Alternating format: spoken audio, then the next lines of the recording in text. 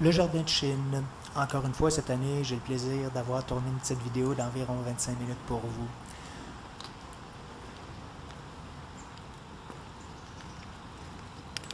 En fait, pour ceux qui l'ignorent, le jardin de Chine est évidemment dans le jardin botanique de Montréal. Le coût du billet, c'était de 15 $ pour une personne adulte résidant au Québec.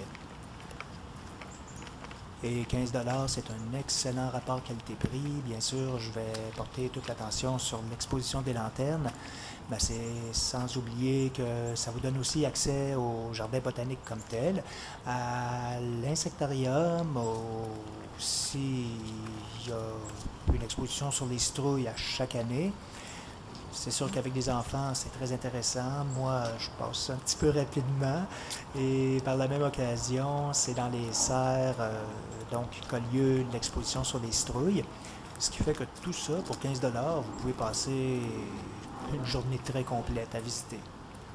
D'ailleurs, au moment où je suis allé, c'est-à-dire à la première semaine, il y avait encore des fleurs, sauf que les couleurs de l'automne commencent à arriver aussi. C'est très désert actuellement dans la vidéo. C'est la première fois que j'y vais un mardi et c'est surprenant. Habituellement, quand je vais la fin de semaine, on sait presque plus où piler tellement il y a des gens. C'est la foule. Tandis que là, c'est désert. C'est surprenant. J'oserais même dire que ça me manque d'animation peut-être. Ça va arriver à mesure que la vidéo va avancer. Comme je vous disais, donc, ma caméra a tendance à augmenter un peu la luminosité pour que ce soit presque en plein jour actuellement, alors que c'est un peu avant le coucher du soleil. Mais on s'en rend compte parce que si c'était vraiment la lumière du jour, on ne verrait pas la luminosité des lanternes qui va se révéler de plus en plus à mesure qu'on avance dans ma vidéo. D'ailleurs, je vais revenir aux choses qu'on voit actuellement quand ça va être un peu plus sombre dans la fin de la vidéo environ.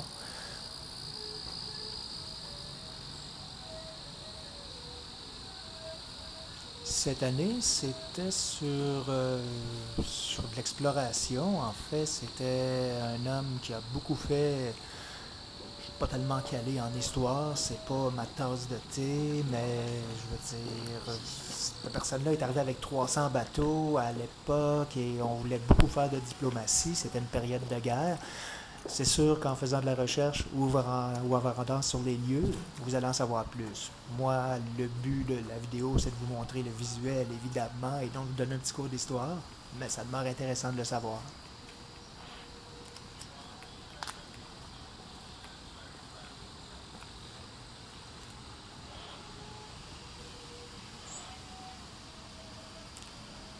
Un des aspects aussi cette année, j'ai trouvé que l'exposition était assez sobre. Habituellement, c'est toutes sortes de couleurs, des personnages avec des couleurs, j'oserais dire, explosives, alors que maintenant, vous allez voir bientôt des bateaux et c'est dans des couleurs beaucoup plus sobres.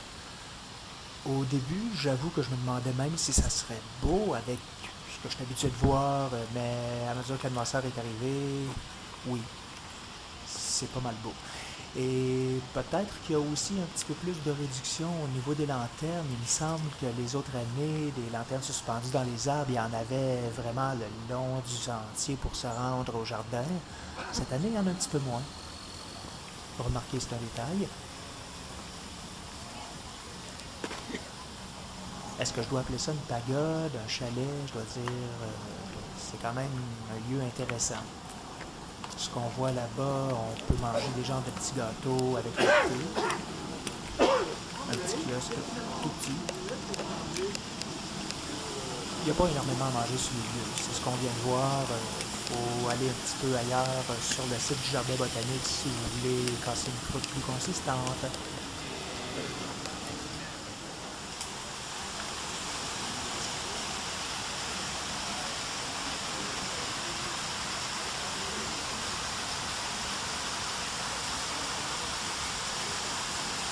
Si vous allez à cet endroit à la fin de semaine, le sentier, habituellement, il y a une foule qui se promène là-dedans.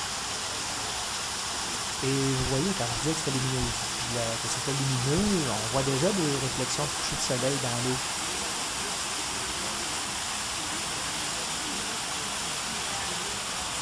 J'en profite d'ailleurs pour parler de luminosité. Après tout, la photo et la vidéo est dans mon passe-temps. Il y a beaucoup de gens qui vont se rendre assez tard en soirée quand le ciel est déjà très noir. C'est sûr que ça fait des beaux résultats aussi pour la photo. Mais moi j'aime bien, même à partir de là, vous voyez, on distingue très aisément les paysages. Ça va s'assombrir encore. On arrive à une période où pour la photo, je trouve que c'est beaucoup plus intéressant. Le ciel, au lieu d'être totalement noir, offre encore une luminosité qui est belle. Ça s'harmonise bien avec les lanternes. De toute façon, comme je vous dis, vous pouvez passer l'après-midi au complet à vous promener dans le jardin, autour. Moi, j'ai l'occasion de revenir 2, 3, même 4 fois sur les lieux pour prendre dans différentes luminosités. Ça fait vraiment une différence au niveau du visuel.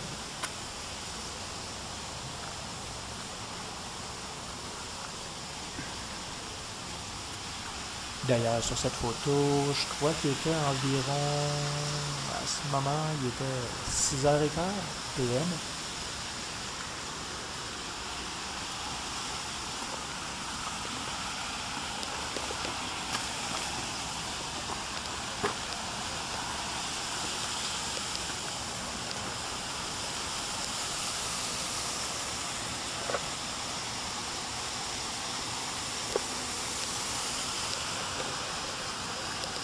Pour parler un petit peu plus techniquement, depuis le début de la vidéo, je me promène avec ma caméra Sony, celle qui est l'équivalente de la GoPro.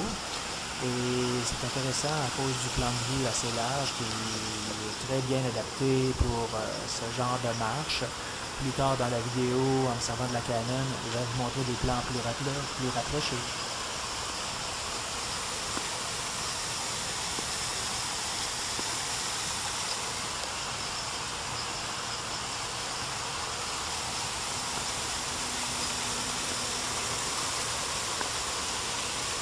On pourrait croire qu'on entend le vent, mais en vérité, c'est qu'on s'approche de la chute. Oui, parce qu'au pavillon chinois, il y a une chute. Et elle est juste à côté de la tour ou pagode. Ce qu'on voyait à gauche. La revoilà.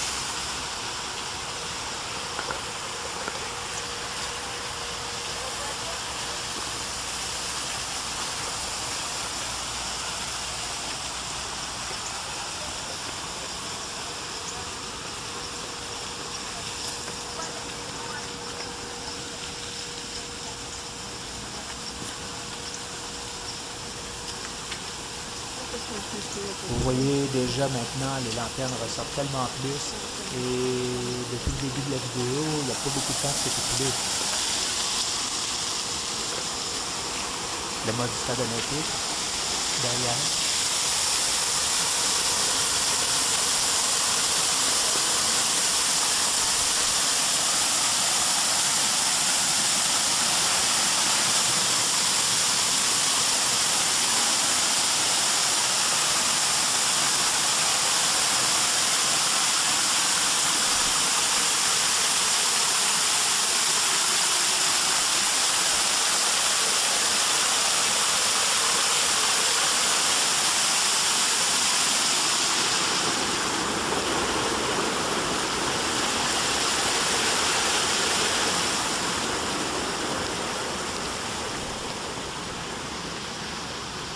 Voilà donc le fameux bateau.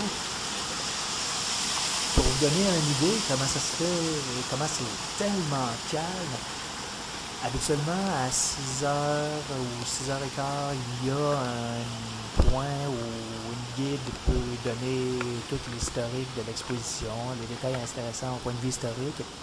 J'étais seul avec elle. C'était plus un dialogue.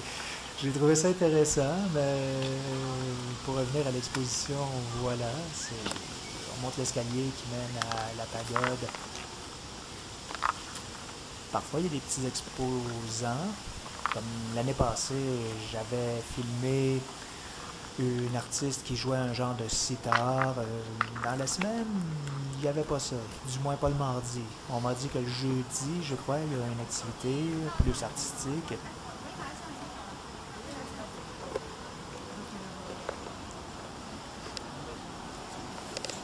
Peut-être, si vous voulez le planifier, d'appeler ou encore vérifier sur Internet.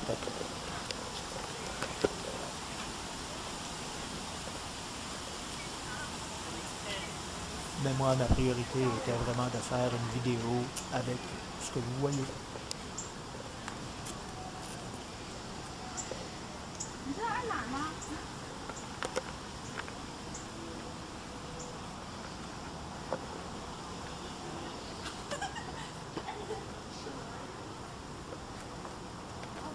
C'est un peu comme si vous marchiez à mes côtés. Mais comme je le dis à chaque fois quand je fais une vidéo sur le sujet, c'est beau. J'ai vraiment conscience de faire le tour, de montrer pas mal tout ce qu'il y en est. Mais d'être sur les lieux, c'est vraiment différent. C'est un plus. J'imagine que ça peut vous donner le goût d'y aller, ou encore si vous êtes vraiment loin de Montréal, c'est pas tout le monde qui peut y aller comme ça. Au moins, je suis content de vous faire découvrir le visuel.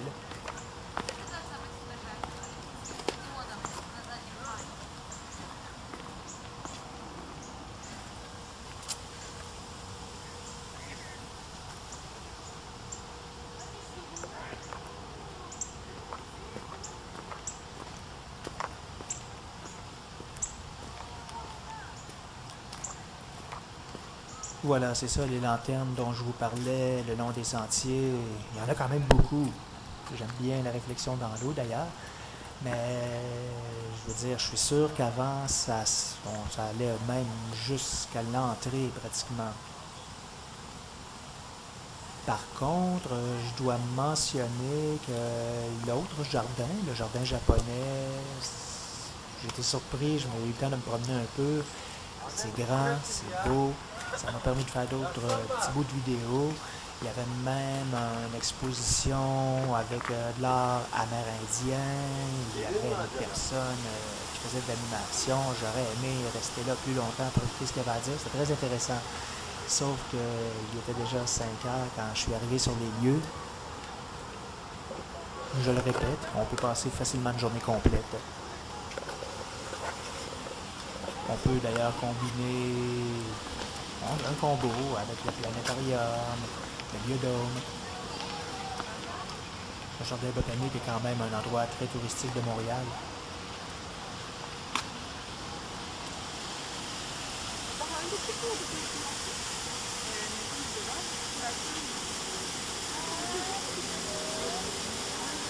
Vous voyez comment le ciel fait toute une différence. Actuellement, c'est sombre. C'est exactement ça que je disais au début de ma vidéo. Au lieu d'avoir un ciel noir totalement où on voit absolument rien, ça se reflète même dans l'eau. C'est beaucoup plus beau, à mon avis.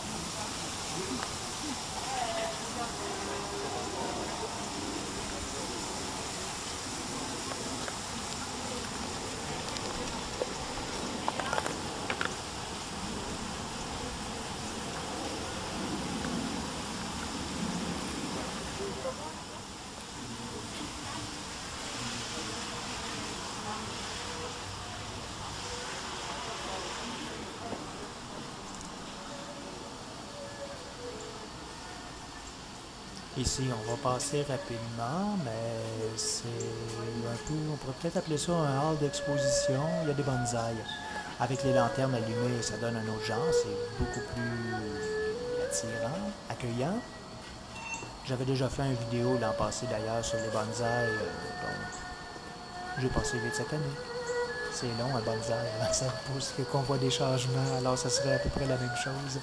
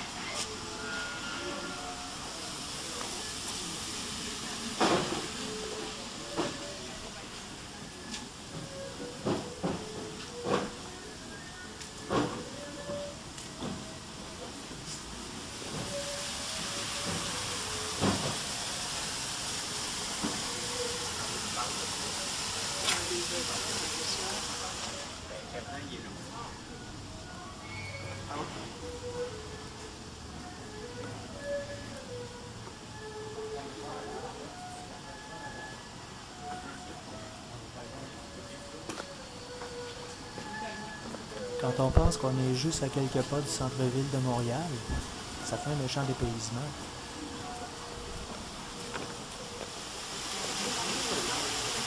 L'été, même pour les résidents locaux, c'est un endroit agréable et on peut s'éloigner un peu des autos, marcher avec des arbres, autour, végétation, le bruit des oiseaux, beaucoup d'écureuils, j'ai même vu un petit Suisse, entre autres, des canards. Le lac à côté est vraiment beau aussi. Évidemment, maintenant, c'est des plans pris avec ma Canon, comme je vous disais. Donc, on est retourné un peu plus tôt dans la soirée. Réflexion sur l'eau, avec la lumière du soleil.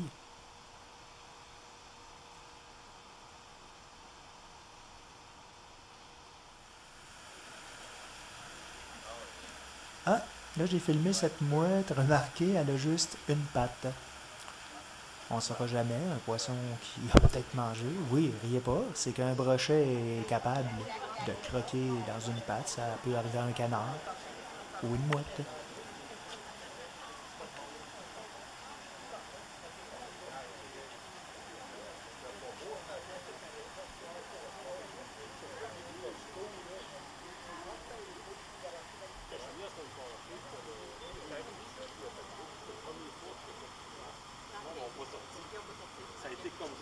Quand j'ai mentionné un scepticisme au fait que les couleurs étaient plutôt neutres cette année, ça c'est quand on voyait les bateaux de jour.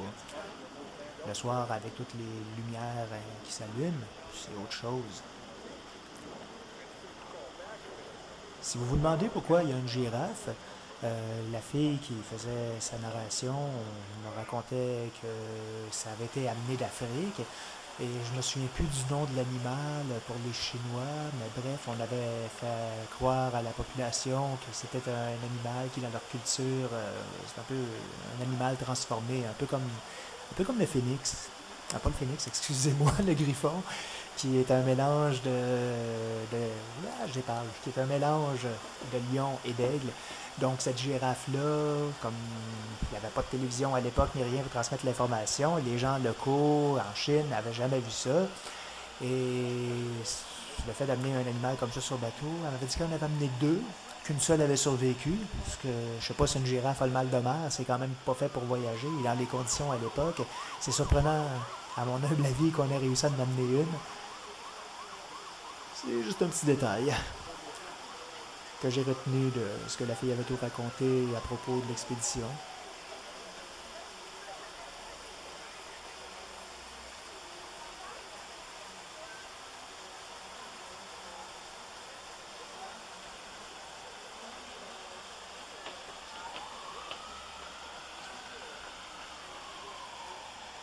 La fille m'avait raconté aussi que les bateaux, même si c'était à l'époque de la guerre des 100 ans, j'espère que je ne me trompe pas, les bateaux étaient compartimentés. C'est quoi ça? C'est un peu comme le bateau, le fameux Titanic, c'est-à-dire que dans les cales, il y avait plusieurs compartiments. Donc, si le bateau était défoncé, il y avait juste une section qui se remplissait d'eau et le bateau pouvait continuer à flotter malgré ça.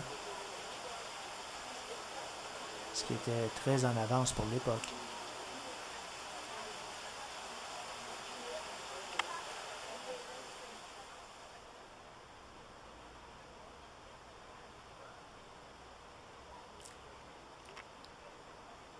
Quand je parlais de ciel totalement noir, c'est ça.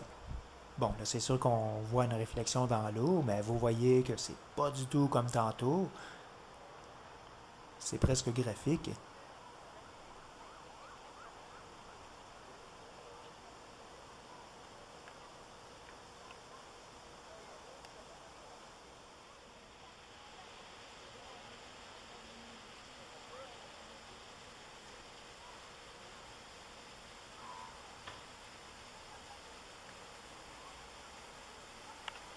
C'est d'un calme.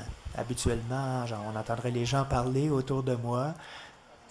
C'est sûr qu'à cette heure-là, il y avait plus de gens. Je pense qu'on n'était même pas une centaine. Mais c'était presque tout exclusivement des photographes, vidéastes probablement aussi, mais équipés avec les trépieds, là, du monde qui, comme moi, tripe vraiment à faire de la vidéo ou de la photo.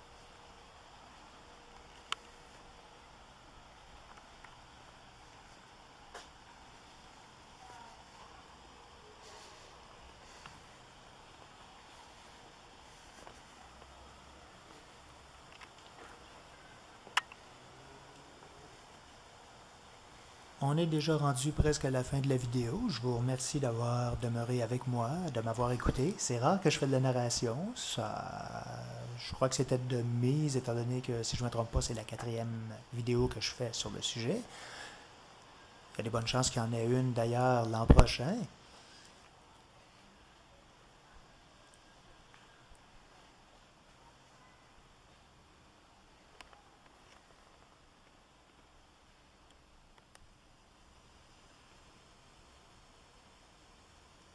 Et oui, c'est moi, en réflexion sur une vitre qui n'était pas de toute première propreté, je l'avoue.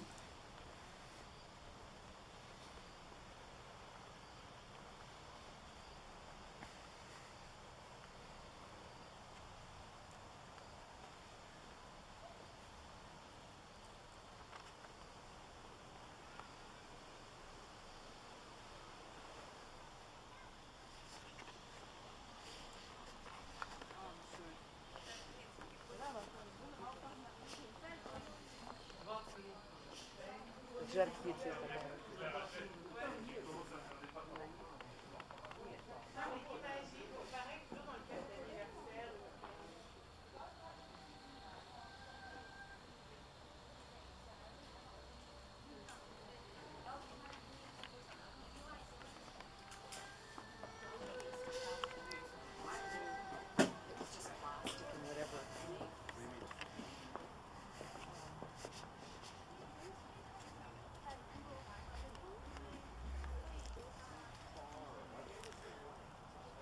Si vous vous souvenez, au début de la vidéo, c'était les mêmes personnages. C'était vraiment sous un éclairage en plein jour. Et pourtant, il y a à peine 2 heures de différence alors que je me dirige vers la sortie. C'est tout à fait différent. On voit, à cause de la pluie, la réflexion sur le sol. C'était de la pierre. Les autres années, j'avais pas eu l'occasion de jouer avec ça.